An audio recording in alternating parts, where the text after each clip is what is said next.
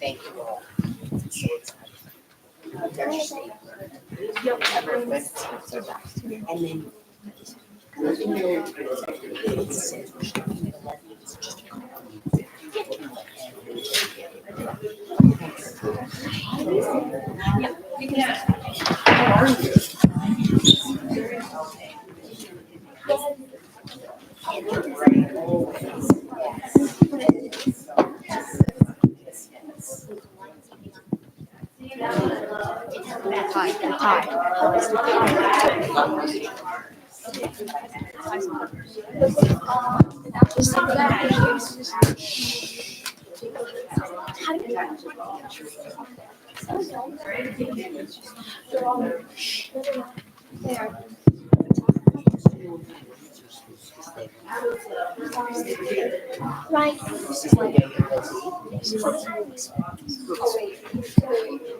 yes, it's going to be just like this.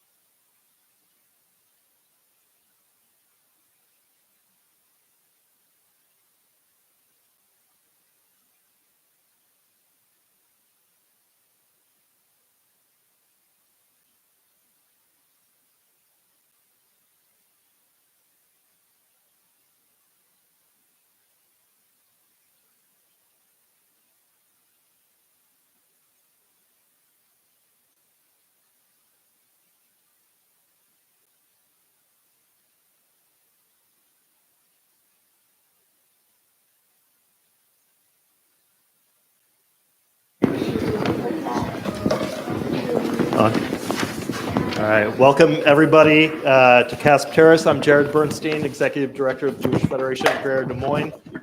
Very honored to have you all here this morning for a presentation of Reader's Theater, telling the story of David Wolnerman's survival during the Holocaust. It's very important that we never forget, right? We hear that refrain, never forget, never again. And just to bring a little bit of today into remembering what happened during World War II. Of course, we all know the tragic situation in Israel right now and what happened on October 7th being the day with the largest number of Jews murdered since the Holocaust. And just yesterday, one of Hamas's leaders said, not never again, but again and again.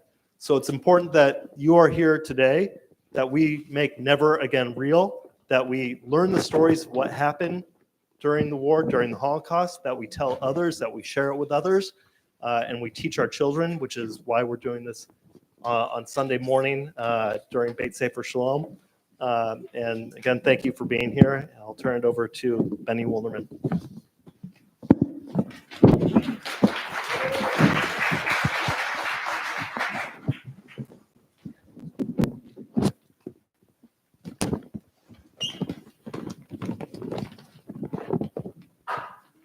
As a teenage boy, David Wolnerman was taken to Auschwitz concentration camp. He watched the Nazis send the sickly, the very young, and the very old into one line, while those able to work went to another.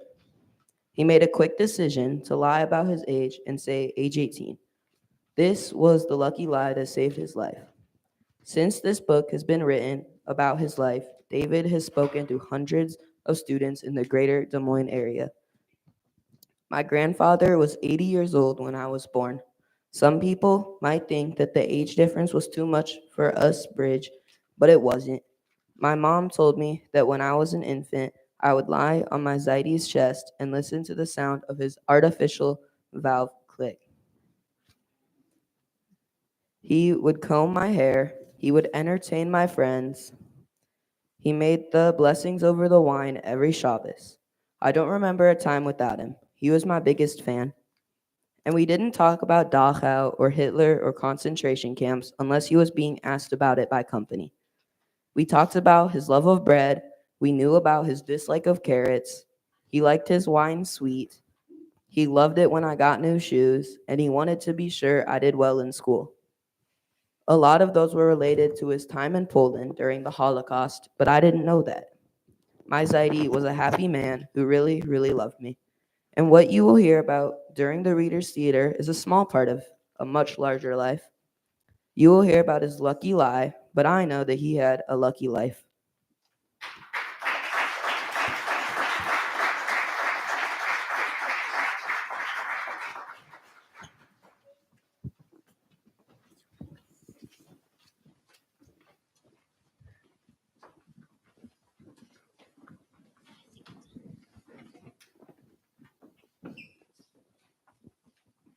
David Wolnerman was born in 1927 in a small village in Poland. His parents had 4 children, 2 boys and 2 girls.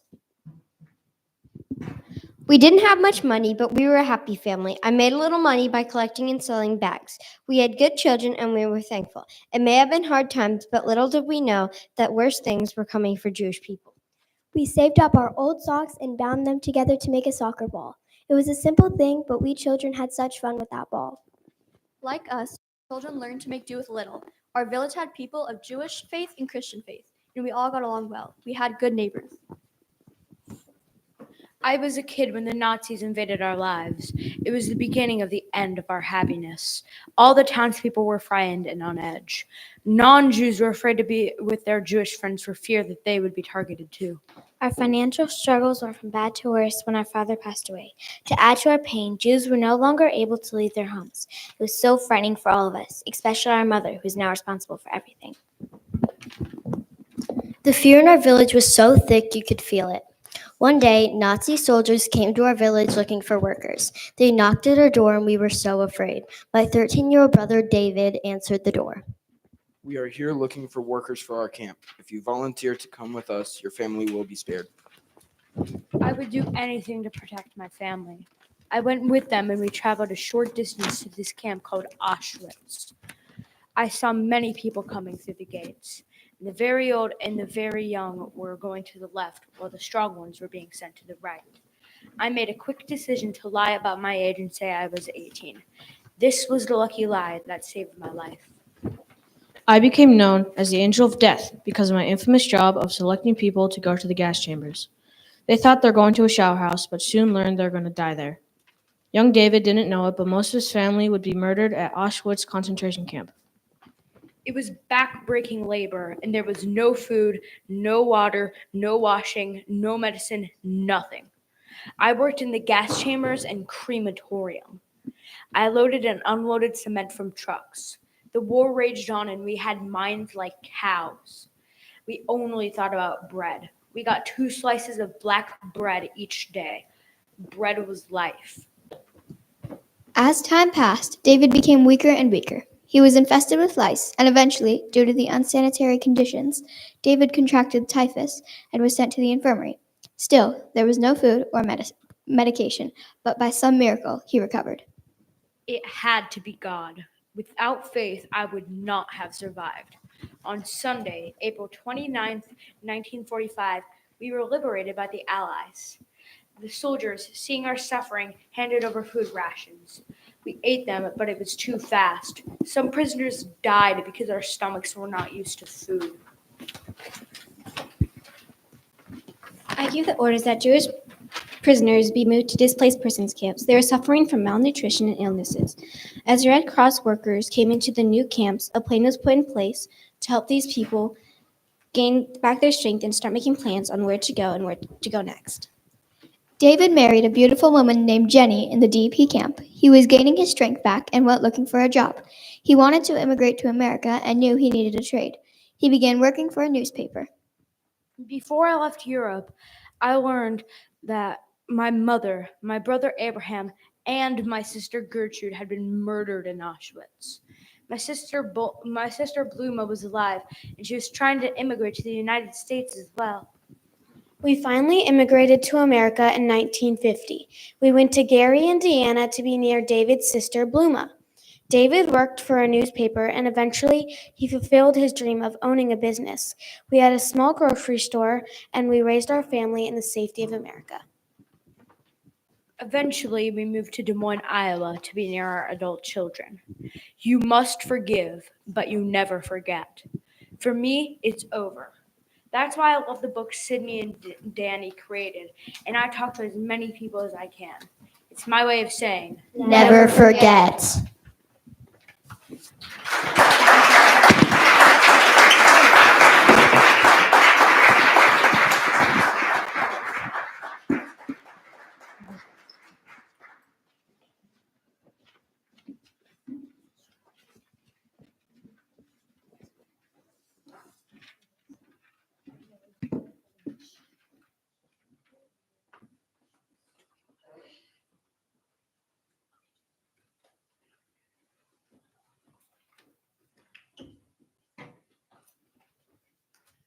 I'm going to ask them to come out one more time just so we can thank them.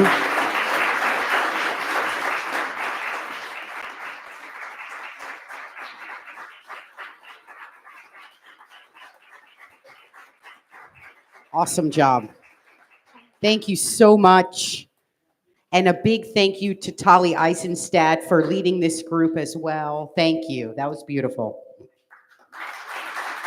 At this time, I'd like to welcome the Wolnerman family to the stage, and we'll have a chance to ask them questions and have them share some stories with us.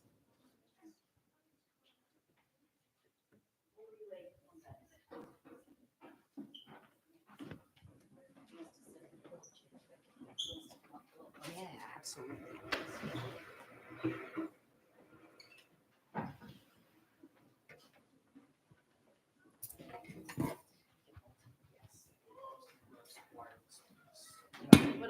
Whatever you want to do. It does work. It's a nice crowd.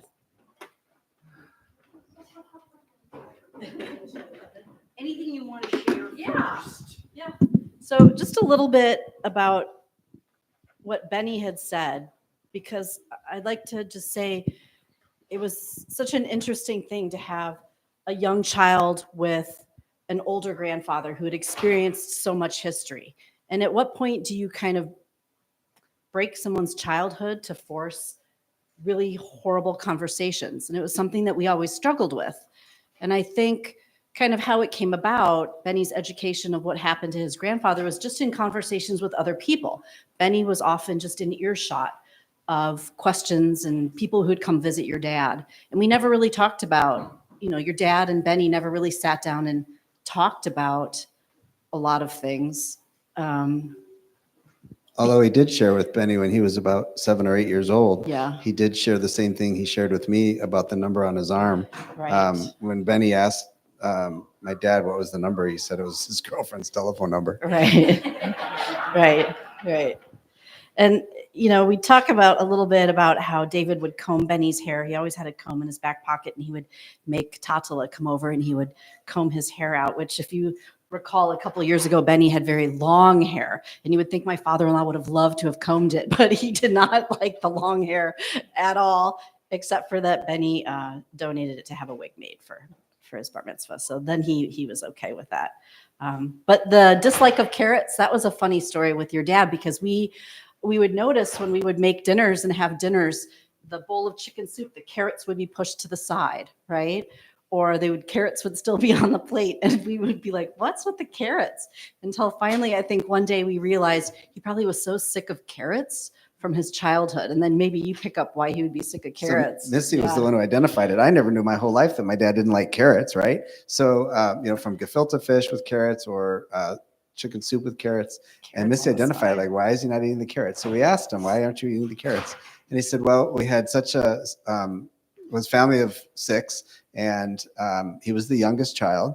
And so on Shabbat, Friday night dinners, the oldest son would receive a piece of chicken, and they were poor people. My father came from a very poor family. My mother came from a very wealthy family. But at their dinner, his father would get a piece of chicken, his brother, maybe his sister would get something else or whatever else was in the soup pot. And my dad always got the carrot. And so he started disliking carrots, I guess, because he had it every week. Right.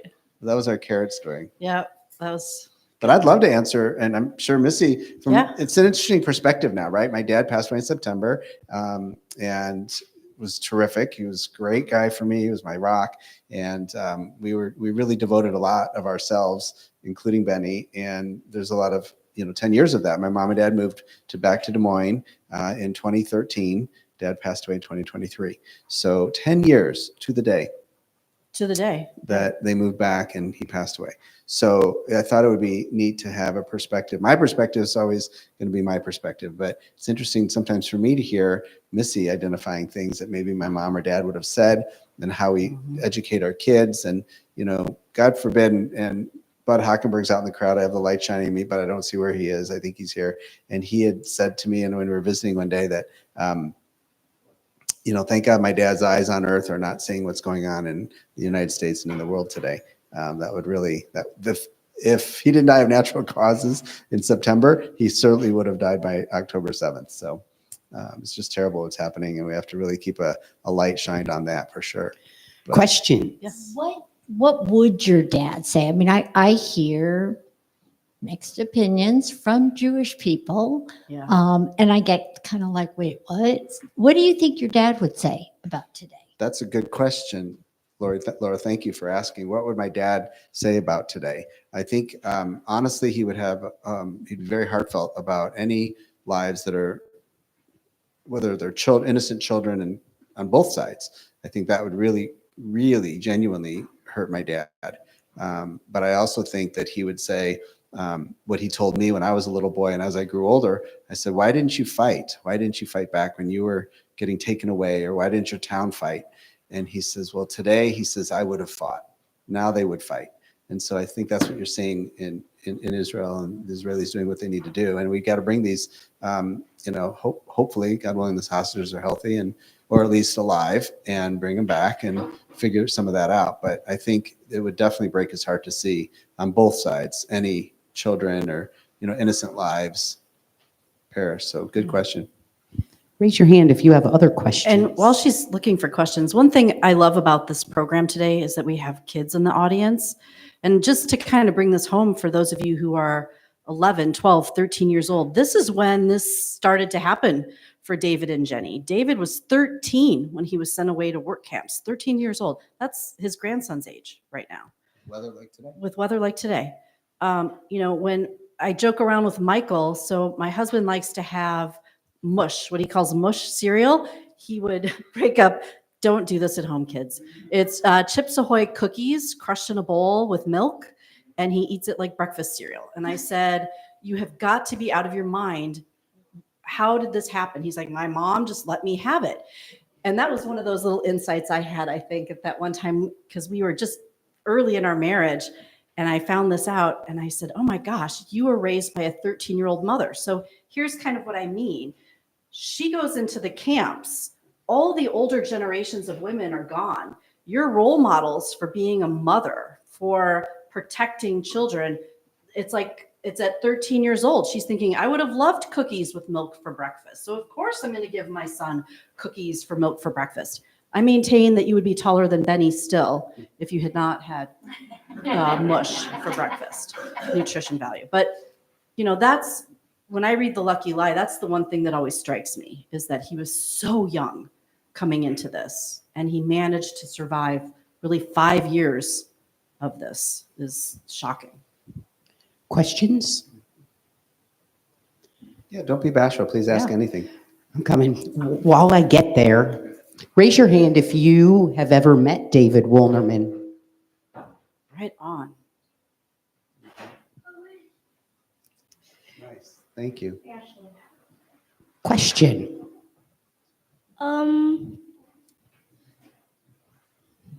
So why did they kill children and people who are unhealthy?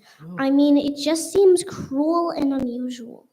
Yeah, that's a big, big question.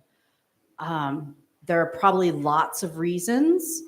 I would tell you that maybe the Germans thought that they were helping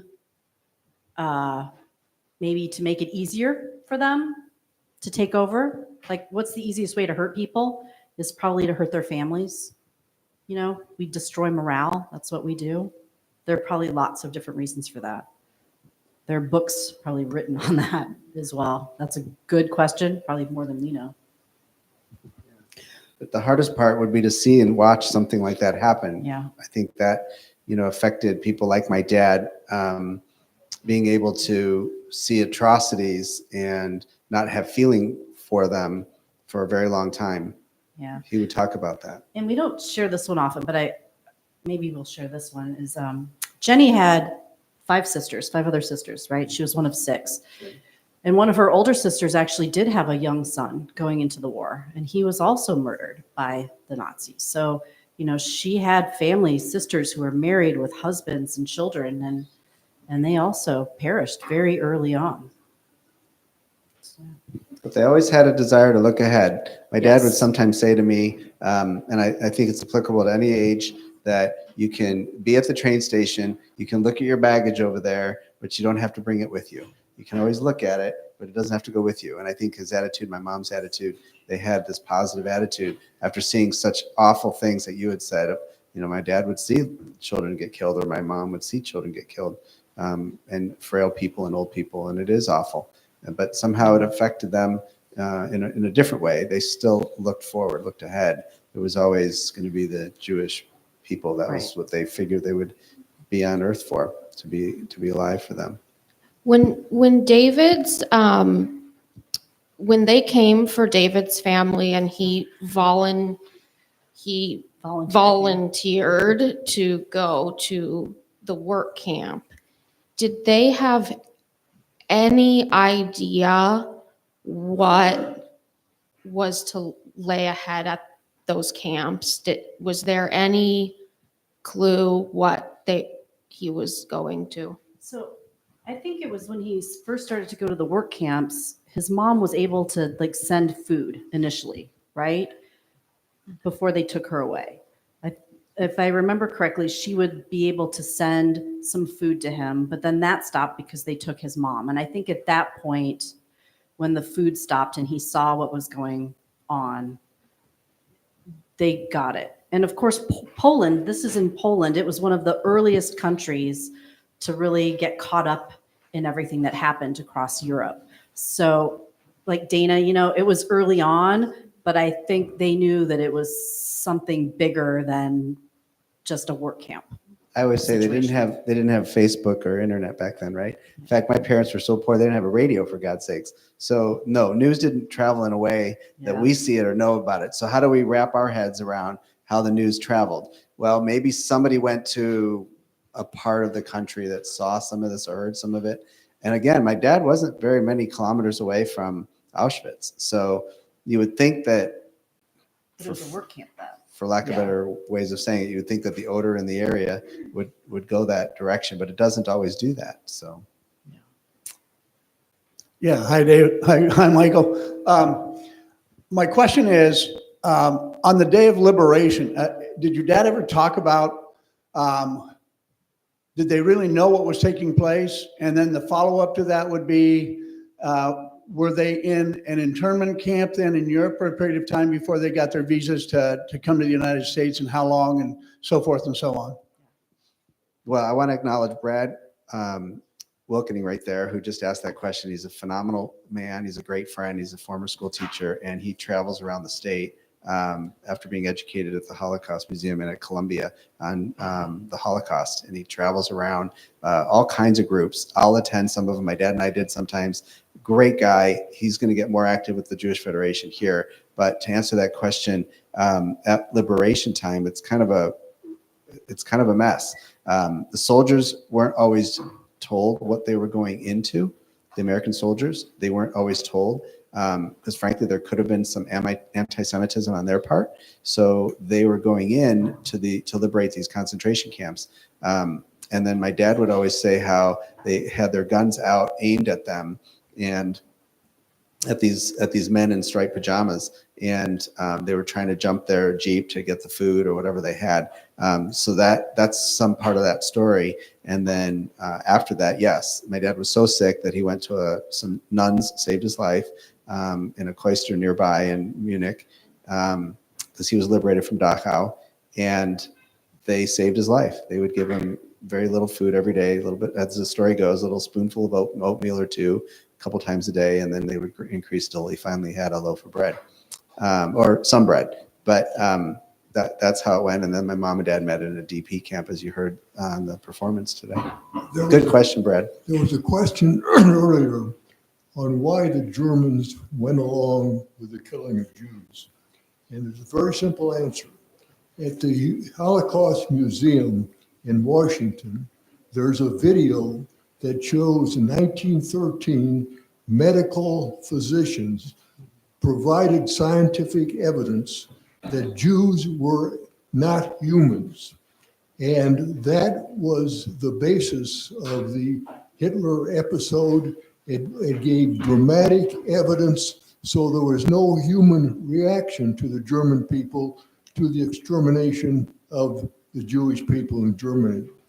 That may have a parallel application to America today, to beware of those in opposition to Israel and the Jewish people who are somehow claiming that the Israelis and the Jews are insensitive, guilty of genocide, and making them subhuman. So we need to understand the application of history.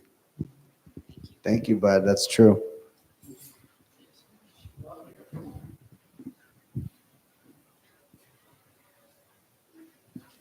One question that I have, and it sort of follows with what Brad said, there's no way that everybody thought that this was okay. You have to know, this is just, above insane. Why didn't, rescues and stuff happen sooner? Jacob, You know, what you point out, I have to tell you, like, you are a very special kid because you are really empathetic and sensitive to other people. And you have a very clear sense of right and wrong. And you, I think, sometimes step up even where it's uncomfortable for you, right? I think a lot of people are not Jacobs. And if it's something that's happening to someone else, they're okay with it because it's not happening to them, right? And it's all these people who don't want that attention. They don't want the bad attention on them. Oh, it's happening to Jewish people, but it's not happening to me. I'm just going to shut up because I don't want it to happen to me. And that's how it continues. Because then people think it's okay to be that way, right? It's okay to treat someone differently or less than human. That's how it kind of grows. It's like a cancer, and you have to treat it.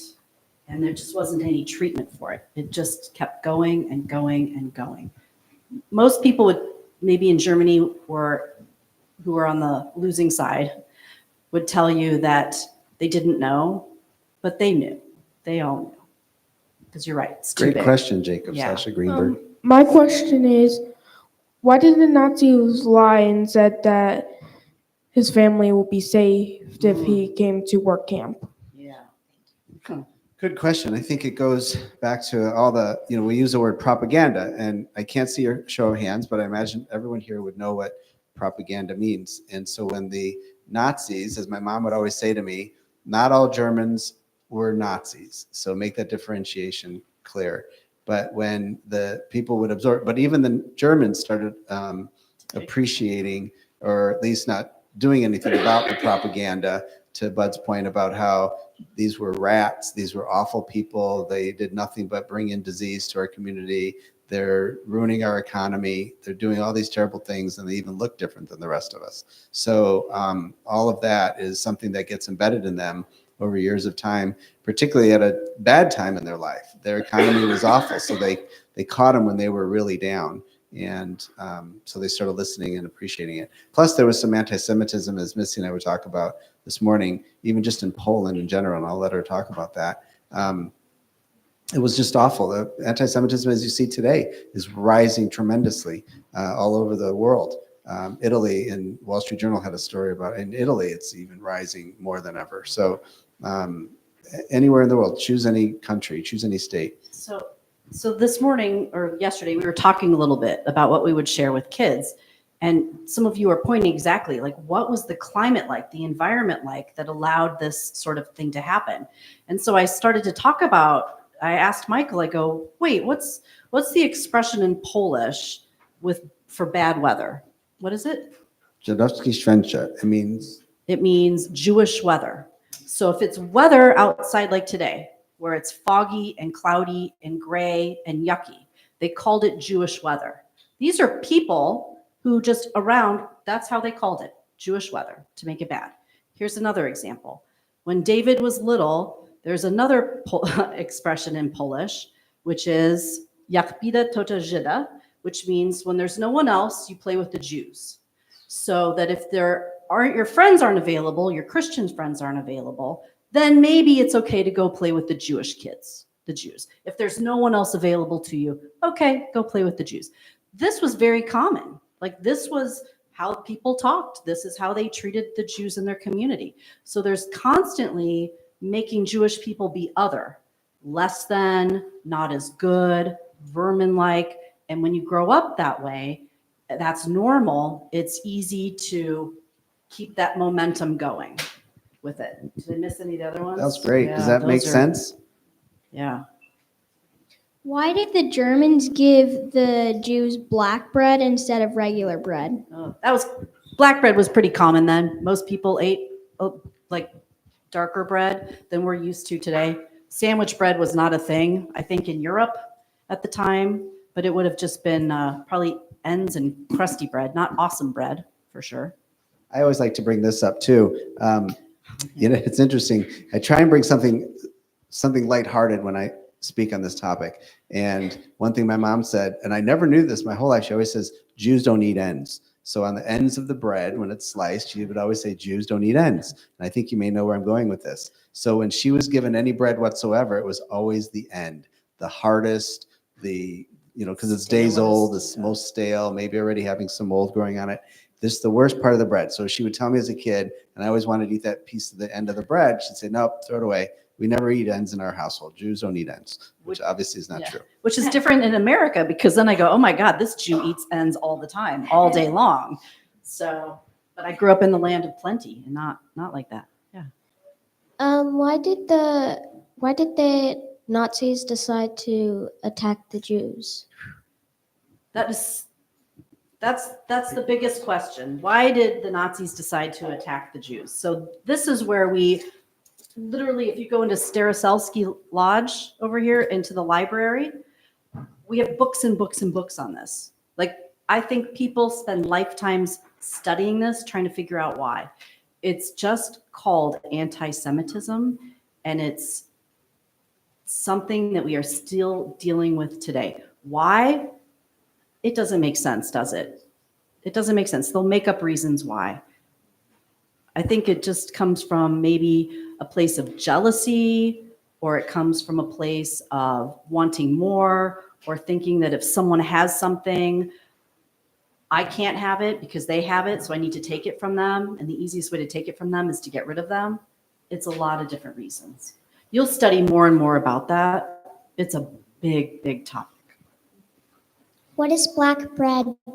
What is black bread? So pumpernickel, rye. So let's just go back a little bit. We'll just talk a little bit about flour and breads. In Europe, in the early 20th century, breads that they ate were just a chewier, heartier, tougher sort of bread. If you go, like, what would be the equivalent? Like a hard roll? It's just like a, not as nice. Everybody here has sandwiches with like white bread, right? You know what white bread is? Bread loaves, toast. Their bread wasn't that way. So when we say he had black bread, everybody had darker bread then. That wasn't unusual. Just what I think David's point when he was telling that story was that that's all he had was bread. There was no cookies. There were no cakes. There was no milk. There were no carrots, right? How did your dad maintain his faith and his belief in God? You. How did your dad maintain his faith and belief in God? How did my dad maintain his faith? My dad always believed in God. And I'll sum it up with a quick story that he shared with a lot of people. After the war on the streets of Munich, he bumped into a man wearing a suit and a tie, dressed up really nice, shaven, clean cut, wonderful man. It was my brother. It was his brother's friend. Before the war, he was very religious. He had payas, the locks on the side of his head. He had a beard, long beard and mustache, and wore black clothes. Very religious guy, learning to be a rabbi. And he saw him on the street, and they bumped into each other. And he said to my dad said to this man, "What happened? Why are you so secular now? You're dressed in regular clothes. You look great. You shave." All of that. He said, "Well, where was God when they would burn or they would incinerate a baby?" And my dad didn't have an answer for him. But then he asked my father the same question, and he says, "Do you have faith in God? Why do you what do you believe?" He said, "I believe more in God now than ever. It was because of God that I was alive." With what you heard today on the presentation, no medication, no food, no water.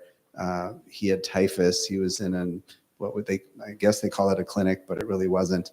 And he survived. So he says, if it wasn't for my faith in God, I don't believe that I would have survived. He had nothing else to cling on to but his faith in God. Good question. Thank you. We're going to get 2 more questions. Anybody have a question that hasn't asked yet? Sophie, there's one over here. Maybe they asked. I don't know. The lights are on. Now I know what it's like to be a real movie star. I could be up on a stage and not see the audience.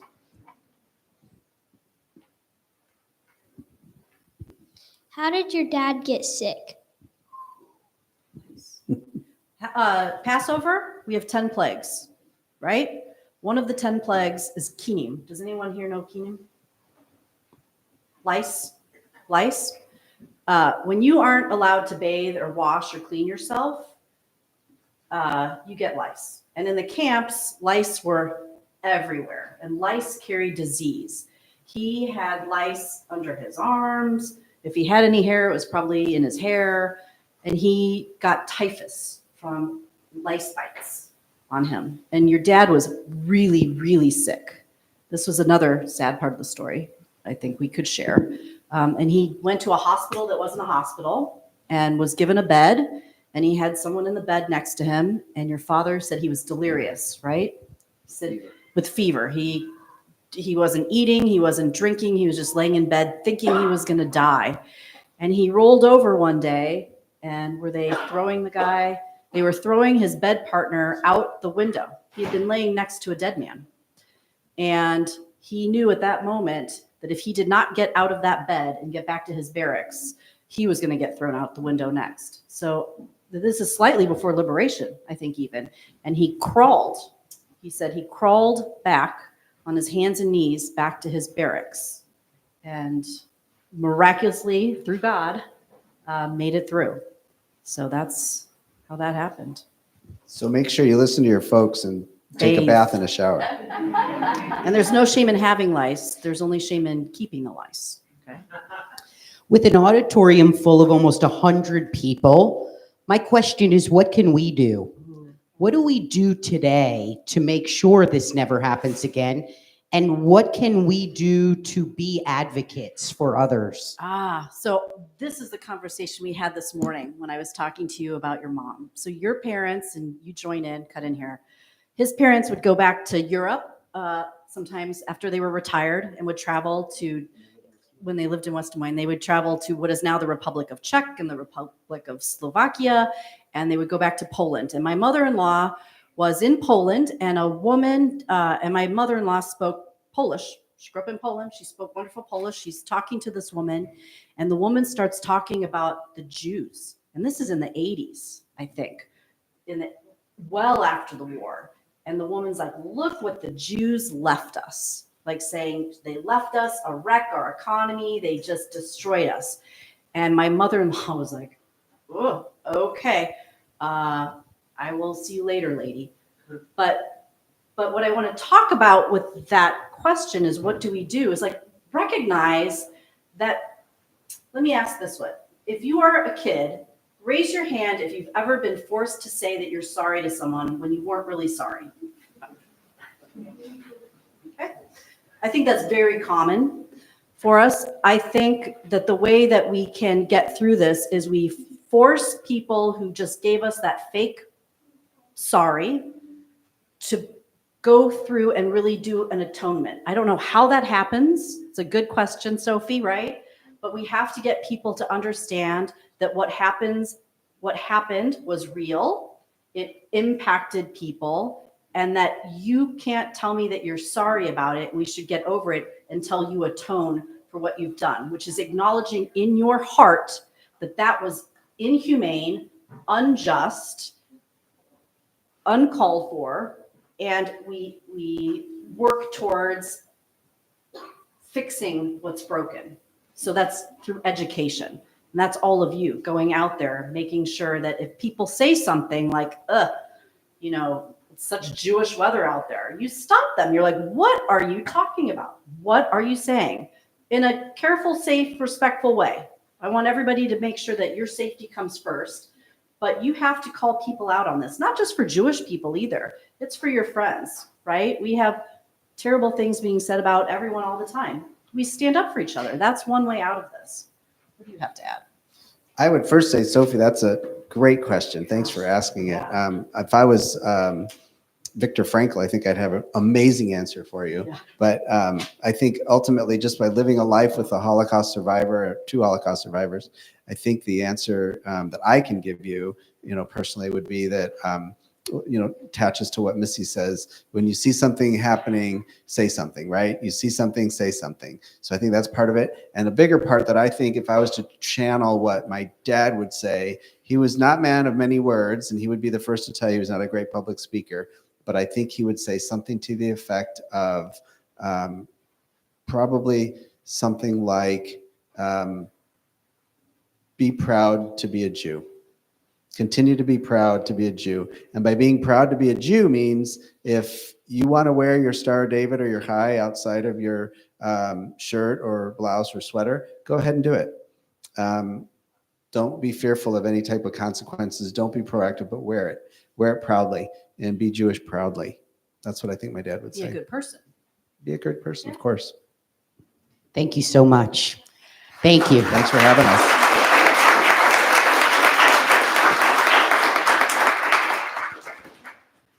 I really appreciate you all coming out today in honor of International Holocaust Remembrance Day. Those of you who have met David Wolnerman will never forget him. I feel that way. And I really appreciate the time and the good listening ears that so many of you gave us today. We are going to dismiss like normal. So I'm going to ask that the third and fourth graders leave first. They'll leave first, third, and fourth grade. And we'll let everybody else hang out here for a moment.